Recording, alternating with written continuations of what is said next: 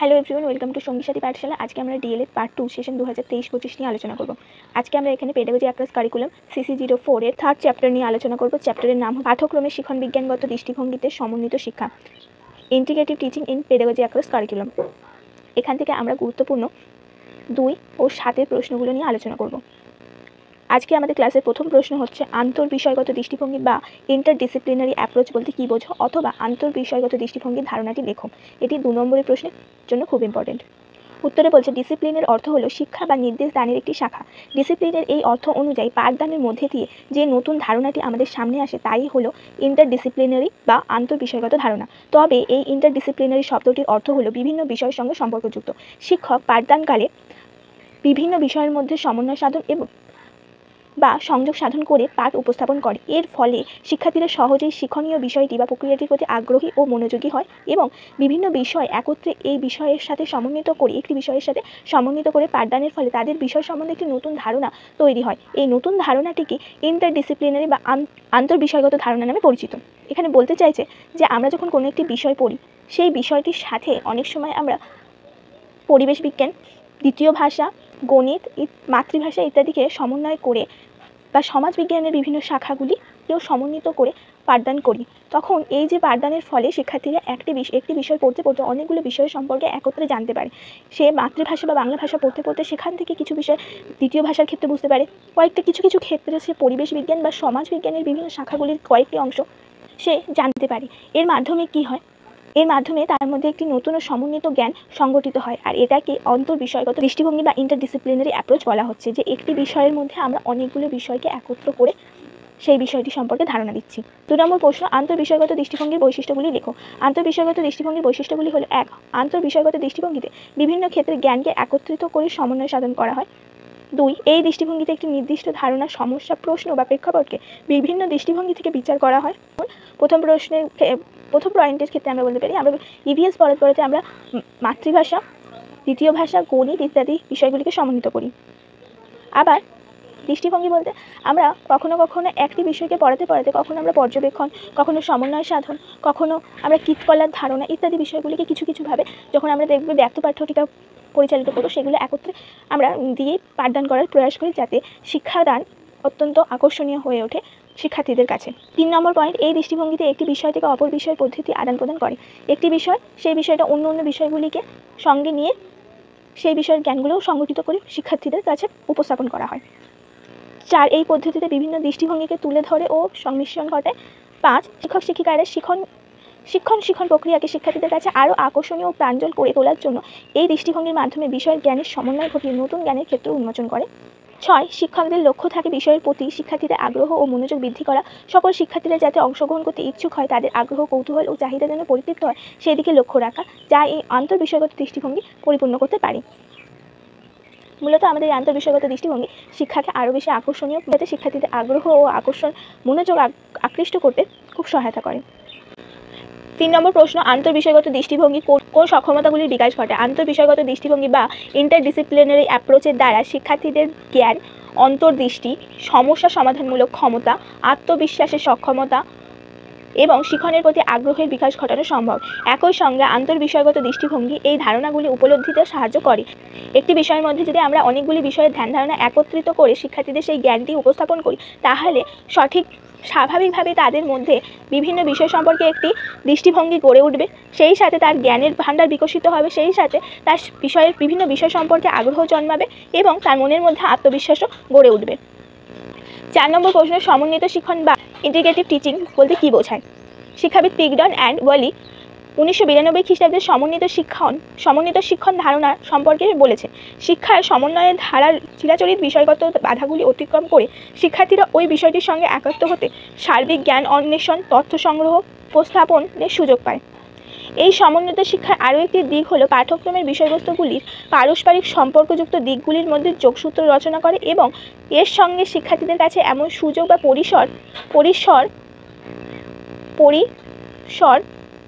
পরিসর সৃষ্টি করে, যাতে তারা একটি পাঠ এককের মধ্যে দিয়ে এবং তার সংশ্লিষ্ট ক্রিয়াগুলির সংগঠনের মধ্যে দিয়ে বিভিন্ন বিষয়ের অন্তর্গত সম্পর্কগুলি উদ্ভাবন করতে সক্ষম হয়। অর্থাৎ কি, আমরা যখন একটি সমন্বিত শিক্ষাকে আমরা একটি বিষয়ের মধ্যে অন্য অন্য আরও 4-5টি বিষয়কে সমন্বয় করে তাকে পাঠদান করছি, এর ফলে কি হয়, সে বিভিন্ন বিষয়ের ক্ষেত্রগুলি সম্পর্কে জানতে পারে এবং এবং সেই বিষয়টির সাথে যে মূল বিষয়টি আমরা পড়াচ্ছি সেই বিষয়টির যে যোগসূত্র সেটাও অনুভব করতে পারে। এর ফলে সে বুঝতে পারে যে এই বিষয়গুলির সাথে এই যে বিষয়টি পাঠ্য বিষয়টির একটি সংযোগ রয়েছে। 5 নম্বর প্রশ্ন, সমন্বিত শিক্ষণ পদ্ধতি কীভাবে শিক্ষার্থীদের সহায়তা করে? সমন্বিত শিক্ষণ পদ্ধতি শিক্ষার্থীকে তার বৌদ্ধিক স্তর থেকে ক্রমাগত অগ্রসর হতে সহায়তা করে এবং বাস্তব জীবনের উদাহরণ ব্যবহারের মাধ্যমে শিক্ষণকে আকর্ষণীয় ও প্রাসঙ্গিক করে তোলে। এছাড়া এই পদ্ধতির সাহায্যে শিক্ষার্থীদের উপলব্ধি অনেকটাই সহজ হয় এবং তারা যে ধারণা ও দক্ষতাগুলি অর্জন করে তা সহজে তাদের অন্য বিষয়গুলি বিভিন্ন উপলব্ধিতে সহায়তা করে। বস্তুত সমন্বিত শিক্ষা ব্যবস্থা শিক্ষাকে গতানুগতিক শিক্ষা পদ্ধতি থেকে সম্পূর্ণ আলাদা আঙ্গিকে আকর্ষণীয় রূপে শিক্ষার্থীদের কাছে শিক্ষাকে উপস্থাপন করে। আমরা যদি একটি বিষয়ের মধ্যে গণিত, ইংরেজি, দ্বিতীয় ভাষা, মাতৃভাষা ও অন্যান্য সমাজবিজ্ঞানের শাখাকে সংযুক্ত করে শিক্ষার্থীদের কাছে উপস্থাপন করি, তাতে শিক্ষার্থী অনেক বেশি আকৃষ্ট হয়, আনন্দিত হয় এবং সমস্ত বিষয়টি সে অত্যন্ত আনন্দের সাথে সক্রিয়ভাবে শুনতে আগ্রহী হয়, পাঠ প্রক্রিয়া অংশগ্রহণ করতে আগ্রহী হয়ে ওঠে। কারণ সবসময় তার মনের মধ্যে এর পরে কৌতূহল থাকে যে এর পরে পাঠদানে আমরা আর কী কী বিষয় সম্পর্কে জানতে পারব। 6 নম্বর প্রশ্ন, সমন্বিত শিক্ষণ পদ্ধতির গুরুত্বগুলি উল্লেখ করো। সমন্বিত শিক্ষণ পদ্ধতির প্রধান গুরুত্বগুলি হলো: 1. সমন্বিত শিক্ষণ পদ্ধতি শিক্ষার্থীদের প্রয়োজনীয়তা ও আগ্রহগুলির উপর গুরুত্ব প্রদান করে। শিক্ষার্থীর চাহিদা আগ্রহের উপর শিশুকেন্দ্রিক শিক্ষার উপর জোর দেয় সমন্বিত শিক্ষণ। 2. শিক্ষার্থীদের বিভিন্ন বিষয়ের ধারণা উপলব্ধি করতে সাহায্য করে। 3. শিক্ষাকে কেবলমাত্র গতানুগতিক পদ্ধতি, চক টক, হোমওয়ার্ক, এক্সাম, মানে আমি শিক্ষক পড়াচ্ছেন, শিক্ষক কাজ দিচ্ছেন, শিক্ষক ব্যাখ্যা করছেন এবং শিক্ষক এক্সাম নিচ্ছেন, এই সমস্ত কিছুই শিক্ষার্থীদের প্রধান কর্ম, এই কথার উপর বিশ্বাস করে না। এর বদলে শিক্ষণ প্রক্রিয়াকে বৈচিত্র্যে পরিপূর্ণ করে, শিক্ষাকে শিক্ষার্থীদের কাছে আকর্ষণীয় রূপে উপস্থাপন করে, যেখানে শিক্ষার্থীর চাহিদা আগ্রহগুলি গুরুত্ব পাবে, যেখানে শিক্ষার্থী অত্যন্ত প্রাঞ্জল হিসাবে শিক্ষা গ্রহণ করবে এবং আনন্দ পাবে এবং সক্রিয় থাকবে। 4 নম্বর, সমন্বিত শিক্ষণ পদ্ধতি শিক্ষার্থীদের কেবলমাত্র পরীক্ষায় উত্তীর্ণ হওয়ার জন্য নয়, কার্যকরী এবং প্রাসঙ্গিক ও তাদের প্রয়োজনীয় উপযোগিতায় সাহায্যকারী শিক্ষণের উপর গুরুত্ব আরোপ করে। যে শিক্ষাটা তাকে কাজে লাগবে, যে শিক্ষাটা তাকে সমাজে এগিয়ে চলতে সাহায্য করবে, যে শিক্ষাটা তাকে তার জীবনে প্রয়োজনীয়, সেগুলিকেই সমন্বিত শিক্ষার কাছে তুলে ধরতে বা উপস্থাপন করতে আগ্রহী হয়। 5 নম্বর, এই শিক্ষণ পদ্ধতি ব্যক্তিকেন্দ্রিক শিক্ষণের পরিবর্তে কোঅপারেটিভ লার্নিংয়ের উপর গুরুত্ব আরোপ করে, অর্থাৎ দলগত শিক্ষণের উপর গুরুত্ব আরোপ করে। 6. কেবলমাত্র বিমূর্ত ধারণার ব্যাখ্যা দানের পরিবর্তে বাস্তব জীবনে উপযোগিতা নিরিখে শিক্ষণ ব্যবস্থাকে কার্যকর করে। এরপর হচ্ছে বহুমুখী বিষয়গত দৃষ্টিভঙ্গি বা মাল্টিডিসিপ্লিনারি অ্যাপ্রোচ কাকে বলে। যখন কোনো সমস্যা সমাধানের জন্য বিভিন্ন বিষয়ে বিশেষজ্ঞ ব্যক্তিরা একত্রিত হয়ে তাদের মতামত ব্যক্ত করে এবং সমস্যা সমাধানের জন্য মিলিত হয়ে একটি বিশেষ সিদ্ধান্ত গ্রহণ করে,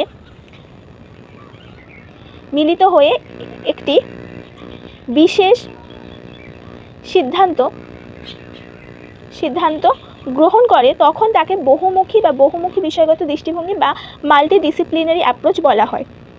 বহুমুখী বিষয়গত দৃষ্টিভঙ্গি শিক্ষার্থীদের শিক্ষণ পদ্ধতির মধ্যে যুক্ত করে এবং শিক্ষার্থীদের প্রয়োজনীয় বাস্তবিক প্রকল্প সমস্যার মধ্যে সংযোগ সাধন করে এবং নতুন জ্ঞান নির্মাণ করতে সাহায্য করে।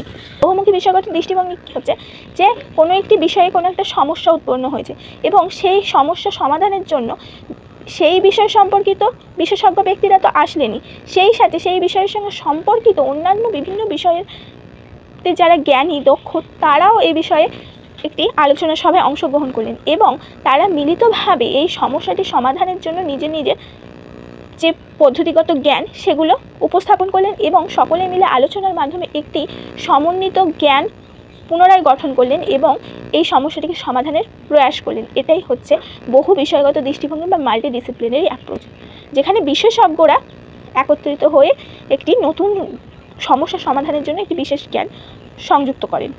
8 নম্বর প্রশ্ন, আন্তর্বিষয়গত দৃষ্টিভঙ্গি ও বহু বিষয়গত দৃষ্টিভঙ্গির মধ্যে পার্থক্য লেখো অথবা ইন্টারডিসিপ্লিনারি ও মাল্টিডিসিপ্লিনারি বিষয়ের পার্থক্য লেখো। আন্তর্বিষয়গত দৃষ্টিভঙ্গি ও বহু বিষয়গত দৃষ্টিভঙ্গির বা বহুমুখী বিষয়গত দৃষ্টিভঙ্গির মধ্যে পার্থক্য হলো: 1. আন্তর্বিষয়গত দৃষ্টিভঙ্গিতে একটি নির্দিষ্ট বিষয়ের ক্ষেত্রে কাজ করা হয়, কাজ করাকে বোঝায়। বহুমুখী বিষয়গত দৃষ্টিভঙ্গিতে বিভিন্ন বিষয়ে একত্রে কাজ করাকে বোঝায়। একটি বিষয়ের সাথে আমরা অন্যান্য বিষয়কে সংযুক্ত করে সেই বিষয়টি নিয়ে আমরা কাজ করছি। এখানে অন্য অনেকগুলো বিষয়কে একত্রিত করে আমরা তবে একটি সমন্বিত জ্ঞান উৎপন্ন করছি বহু বিষয় দৃষ্টিভঙ্গির ক্ষেত্রে। 2 নম্বর পয়েন্ট, আন্তর্বিষয়গত দৃষ্টিভঙ্গিতে বিভিন্ন বিষয়ের জ্ঞান ও পদ্ধতির সমন্বয় সাধন করা হয়। বহুমুখী বিষয়গত দৃষ্টিভঙ্গিতে প্রত্যেকে নিজস্ব বিষয়গত জ্ঞানকে তুলে ধরেন, আবার বিভিন্ন বিষয়ের ব্যক্তিরাও একত্রে নিজস্ব ব্যক্তিগত জ্ঞানকে তুলে ধরতে পারেন। 3, আন্তর্বিষয়গত দৃষ্টিভঙ্গি পাঠদানের মধ্যে দিয়ে তৈরি হয়। বহু বিষয়গত দৃষ্টিভঙ্গি শিক্ষক শিক্ষিকারা একত্রে কাজ করেন। 4, আন্তর্বিষয়গত দৃষ্টিভঙ্গিতে বিভিন্ন দৃষ্টিভঙ্গিকে তুলে ধরা হয় এবং সংমিশ্রণ করা হয়। বহু বিষয়গত দৃষ্টিভঙ্গিতে কোনো সমস্যা সমাধানের জন্য বিশেষজ্ঞরা একত্রিত হয়ে তাদের মতামত ব্যক্ত করেন এবং আলোচনার পর একটি মিলিত হয়ে সমস্যা সমাধানে পৌঁছান।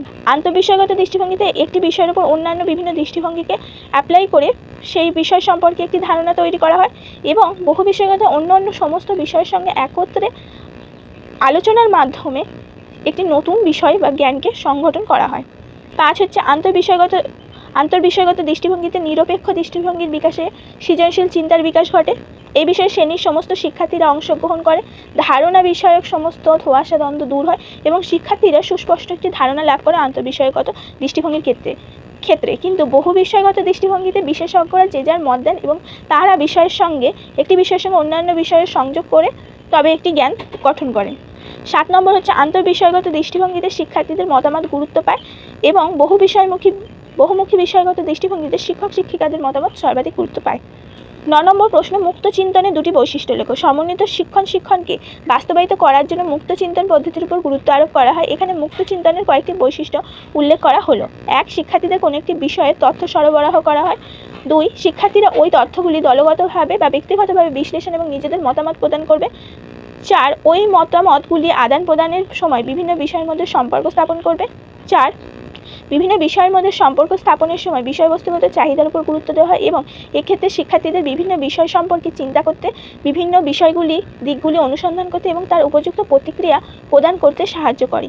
অর্থাৎ বলছে যে যখন আমরা মুক্ত চিন্তন বলতে কী বুঝি, যে শিক্ষার্থীকে তার যে চিন্তাভাবনার স্তর, বৌদ্ধিক স্তর, নিজের জ্ঞান বুদ্ধি যৌতিকতা, কল্পনা শক্তি, অভিজ্ঞতা, পূর্বজ্ঞানকে কাজে লাগানোর জন্য একটি পরিস্থিতি তৈরি করে দিতে হবে। তার জন্য শিক্ষার্থীদের একটি সমস্যা বা কোনো একটি বিষয় দিতে হবে, সেই সাথে কিছু তথ্য দিতে হবে এবং শিক্ষার্থীরা ব্যক্তিগতভাবে এবং দলগতভাবে এই বিষয়টি বা সমস্যাটির উপর নিজের মতামত প্রকাশ করবে, নিজের ধারণা ও যুক্তি দেখাবে, সেই সাথে অভিজ্ঞতা ও পূর্বজ্ঞানকে সংমিশ্রণ করে কিছু একটা সিদ্ধান্ত উপনীত হবে এবং ওই মতামতগুলি একে অপরের সাথে দলগতভাবে আদান প্রদানের মাধ্যমে নিজেদের মধ্যে আলোচনা করবে এবং এই যে সমস্ত বিষয়টি চলবে, এর সমস্ত বিষয়টি হচ্ছে বিষয়বস্তুগত জ্ঞান বা যে সেই সময় কোন বিষয়টি তার কাছে সমস্যা, সেই বিষয়টির উপর গুরুত্ব সর্বাধিক ক্ষেত্রে দেবে এবং এর মাধ্যমে সে একটি নতুন সে সমস্যাটির সমাধান খুঁজে বার করবে এবং নতুন জ্ঞান গঠন করবে। এটাই হচ্ছে মুক্ত চিন্তার প্রধান বৈশিষ্ট্য। ইন্টারডিসিপ্লিনারি মাল্টিডিসিপ্লিনারি পার্থক্যটা 2 এবং 7 নম্বরের পাঠ প্রশ্নও আসতে পারে এবং এই মুক্ত চিন্তনের বৈশিষ্ট্যটা 2 নম্বরের জন্য সর্বাধিক গুরুত্বপূর্ণ। এছাড়া 7 নম্বরের পাঠ প্রশ্ন হিসেবে 3 অথবা 4 থাকতে পারে। 10 নম্বর প্রশ্ন, শিক্ষণের ক্ষেত্রে আন্তর্বিষয়গত দৃষ্টিভঙ্গি ব্যবহারে যে কোনো দুটি কারণ আলোচনা করো। এই প্রশ্নটা 7-এর জন্য খুব গুরুত্বপূর্ণ এবং 2-এর জন্য খুব গুরুত্বপূর্ণ। শিক্ষণের ক্ষেত্রে আন্তর্বিষয়গত দৃষ্টিভঙ্গি ব্যবহারের কারণগুলি হলো: 1, নিরপেক্ষ দৃষ্টিভঙ্গির বিকাশ। আন্তর্বিষয়গত দৃষ্টিভঙ্গি নির্দেশ দানের ক্ষেত্রে কোনো বিষয়কে পূর্বে কী ছিল আর বর্তমানে কী পরিবর্তন হয়েছে তার উপলব্ধিতে শিক্ষার্থীদের সহায়তা করে। এর দ্বারা শিক্ষার্থীদের নিরপেক্ষ দৃষ্টিভঙ্গি গড়ে ওঠে। অর্থাৎ কি, কোনো একটি ঘটনা পূর্বে কী হয়েছিল, কেন হয়েছিল এবং পরবর্তীকালে এর ফলাফল কী হয়েছিল সেই সম্বন্ধে জানায়। সেই সাথে আবার কি কিছু ক্ষেত্রে কোনো একটি ঘটনা কেন ঘটলো এবং কোথা থেকে তার আবির্ভাব হয়েছিল এবং কোথায় গিয়ে সে পরিপূর্ণতা লাভ করেছে সেই বিষয়টি শিক্ষার্থীদের জানায়। এতে কি হয়, শিক্ষার্থীদের মধ্যে নিরপেক্ষ দৃষ্টিভঙ্গি তৈরি হয় যে কোনো একটি কার্য হলে তার যথার্থ কারণ আছে এবং প্রত্যেক কার্যের একটি নির্দিষ্ট ফলও থাকবে। এরপরে হচ্ছে 2 নম্বর পয়েন্ট, সৃজনশীল চিন্তাভাবনার বিকাশ। আন্তর্বিষয়গত শিক্ষায় শিক্ষার্থীর সৃজনশীল চিন্তাভাবনার বিকাশে সাহায্য করে। এটি শিক্ষার্থীদের বৌদ্ধিক বিকাশ ঘটায়, বিভিন্ন ধারণা অর্জন করতে সাহায্য করে এবং বিভিন্ন কৌশল অর্জন করতে, বিভিন্ন দৃষ্টিভঙ্গি থেকে জ্ঞান উপলব্ধি করতে সাহায্য করে, বিভিন্ন বিষয়ের দ্বন্দ্ব এবং তার থেকে জ্ঞান সংগ্রহ করতে সাহায্য করে। এর ফলে শিক্ষার্থীদের মধ্যে যুক্তির বিকাশ ঘটে, বুদ্ধির বিকাশ ঘটে, সমস্যা সমাধান কৌশল গড়ে ওঠে, সেই সাথে তার মধ্যে কৌতূহল, আগ্রহ এবং কল্পনা শক্তিরও বিকাশ ঘটে থাকে। সেই জন্য সৃজনশীল ভাবনার বিকাশের কথা এখানে বলা হয়েছে। 3 নম্বর পয়েন্ট, দ্বন্দ্বের অবসান আন্তঃবিষয়গত দৃষ্টিভঙ্গির নির্দেশ দানের ক্ষেত্রে ব্যবহার করলে তা শিক্ষার্থীদের বিভিন্ন ধারণাগত দ্বন্দ্ব থেকে মুক্ত করতে সাহায্য করে। যখন আমরা কি বিভিন্ন দৃষ্টিভঙ্গিকে একটি বিষয়ের সাথে সমন্বিত করে শিক্ষার্থী আন্তঃবিষয়গত দৃষ্টিভঙ্গিতে কী করি, একটি বিষয়ের সাথে অন্যান্য বিষয় এবং অন্যান্য বিভিন্ন দৃষ্টিভঙ্গিকে একত্রিত করে পাঠদান করি। এর ফলে শিক্ষার্থীদের বিভিন্ন বিষয়ের সাথে তুলনামূলকভাবে আলোচনা করে বা তুলনা করে একটি নির্দিষ্ট জ্ঞানে উপনীত হতে পারে। এতে কী হয়, তার মধ্যে দ্বন্দ্বের সৃষ্টি হয়, সেটির অবসান ঘটে। আজ হচ্ছে নৈতিক বিষয়ে স্বীকৃতিদান ও গুরুত্ব প্রদান। আন্তঃবিষয়গত দৃষ্টিভঙ্গি বিভিন্ন ধারণার নৈতিক দিকগুলির গ্রহণযোগ্যতাকে তুলে ধরে। শিক্ষার্থীদের কোন ধারণাটি ভালো মন্দ, সঠিক বেঠিক, উচিত অনুচিত, ন্যায় অন্যায়, যৌক্তিক অযৌক্তিক এই দিকগুলিকে উন্মোচিত করে। ফলে শিক্ষার্থীদের যৌক্তিক বিচার ক্ষমতার বিকাশ ঘটে, সেই সাথে তাদের নৈতিক দিকটিও সুস্পষ্ট হয়। কোনটা করা উচিত কোনটা করা উচিত না, এটাও শিক্ষার্থী আন্তঃবিষয়গত দৃষ্টিভঙ্গি থেকে শেখে। আজ হচ্ছে কার্যকারী শিক্ষণের বিকাশ। আন্তঃবিষয়গত দৃষ্টিভঙ্গি কার্যকারী শিক্ষণের বিকাশ ঘটায়। শ্রেণীকক্ষের অভিজ্ঞতাগুলো যখন স্থায়ী হয় তখনই কার্যকারী শিক্ষণ সংগঠিত হয়। যখন শিক্ষক শিক্ষার্থীর নিকট অর্থ পাওয়া, অর্থাৎ অর্থের প্রতি যে বিষয়টি শিক্ষার্থীর কাছে গুরুত্ব পায়, সেই রকম বিষয়টি এবং প্রয়োজনীয় দক্ষতা ও অন্তর্দৃষ্টির বিকাশ ঘটান বা শিক্ষণ প্রক্রিয়ায় শিক্ষার্থীদের অংশগ্রহণকে বৃদ্ধি করেন, তখন সেই বিষয়টি কার্যকর শিক্ষণের বিকাশ ঘটায়। যখন শিক্ষাদান করবে শিক্ষক, যখন সেই শিক্ষাদানটি, সেই পাঠ উপস্থাপনটি শ্রেণীকক্ষের সকল শিক্ষার্থী ভালো করে অংশগ্রহণ করবে, মনোযোগ দিয়ে শুনবে, তাদের চাহিদা আগ্রহ পরিতৃপ্তি করবে এবং তারা সেখান থেকে কিছু শিখতে পারবে এবং আনন্দের সাথে সক্রিয়ভাবে অংশগ্রহণ করবে পাঠ প্রক্রিয়া, তখনই কিন্তু কার্যকরী শিক্ষা সম্পন্ন হবে। 11 নম্বর প্রশ্ন এবং আজকের আমাদের শেষ প্রশ্ন, আন্তঃবিষয়গত দৃষ্টিভঙ্গি সাধারণ উপাদানগুলি কী কী, অথবা কার্যকরী শিক্ষণ বিকাশের জন্য কোন কোন উপাদানের বিশেষ প্রয়োজন হয়ে থাকে। শিক্ষাবিজ্ঞানী ফ্রিঙ্ক 2003 সালে শিক্ষা প্রক্রিয়ার ক্ষেত্রে আন্তঃবিষয়গত দৃষ্টিভঙ্গির কার্যকরী শিক্ষণ বিকাশের জন্য সাধারণত ছয়টি উপাদানের কথা বলেছেন। এই 6টি উপাদান হলো: 1. ভিত্তিগত জ্ঞান। ভিত্তিগত জ্ঞান কি? তথ্য অর্জন করতে পারে ও সাধারণ উপলব্ধিতে সহায়তা করা।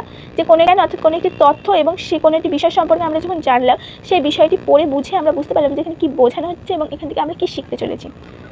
বি হচ্ছে প্রয়োগ। এটি কখন কিভাবে দক্ষতা ব্যবহার করতে হয় সেই সম্পর্কে ধারণা দেয়, অর্থাৎ কোনো একটি বিষয় সম্পর্কে আমার জ্ঞান আছে এবং সেই জ্ঞানটি আমার কোন পরিস্থিতিতে কেন কিভাবে কাজে লাগাবো সেই বিষয়টি জানতে পারা শিক্ষার্থীদের পক্ষে একটি গুরুত্বপূর্ণ বিষয়। হচ্ছে সমন্বয়। বিভিন্ন ধারণার মধ্যে সংযোগ ঘটানোর উপযোগী সক্ষমতার বিকাশ ঘটানো। 4 হচ্ছে মানসিক দৃষ্টিভঙ্গি। বিভিন্ন বিষয়ে সামাজিক ও ব্যক্তিগত প্রয়োগকে স্বীকৃতি দেয়। যত্নশীল অনুভূতি, আগ্রহ ও মূল্যবোধের ভূমিকাকে স্বীকৃতি দেয়। কীভাবে শিখতে হবে তার ধারণা দেয়। শিক্ষণ প্রক্রিয়ায় উপযোগী অন্তর্দৃষ্টি বিকাশ ঘটায়। এই ছিল আমাদের পেডাগজি অ্যাক্রস কারিকুলামের 3rd চ্যাপ্টারের গুরুত্বপূর্ণ 11টা প্রশ্ন। এখানে আমরা 2-7 নম্বরের পাঠ প্রশ্নগুলো কভার করে দিলাম। এই কটা প্রশ্ন যদি এই চ্যাপ্টার থেকে তোমরা পড়ে নাও তাহলে আর কোনো সমস্যা থাকবে না। এখানে উল্লেখ করে দিই যে আমরা তোমাদের ডিএলএড পার্ট 1 এবং পার্ট 2 এর প্রত্যেকটা সাবজেক্টের জন্য চ্যাপ্টার ওয়াইজ ক্লাস এবং কোশ্চেন অ্যান্সার ক্লাস আমরা দিচ্ছি। সেই সাথে 2, 7 এবং 16 নম্বরের প্রশ্নের উত্তরের জন্য তোমাদের জন্য ক্লাস নিয়ে আসছি রেগুলারলি। তোমরা অবশ্যই চ্যানেলটিকে ফলো করবে এবং অবশ্যই চ্যানেলে ভিজিট করে বাকি ক্লাসগুলো দেখে নেবে। ইতিমধ্যে আমরা তোমাদের পার্ট 2 এর 1st চ্যাপ্টার ও 2nd চ্যাপ্টার 3টে সাবজেক্টের কমপ্লিট করে দিয়েছি, সেগুলো অবশ্যই দেখে নেবে। অবশ্যই নিজের বন্ধুদের সাথে শেয়ার করে দেবে যাতে তাদেরও উপকারে আসে।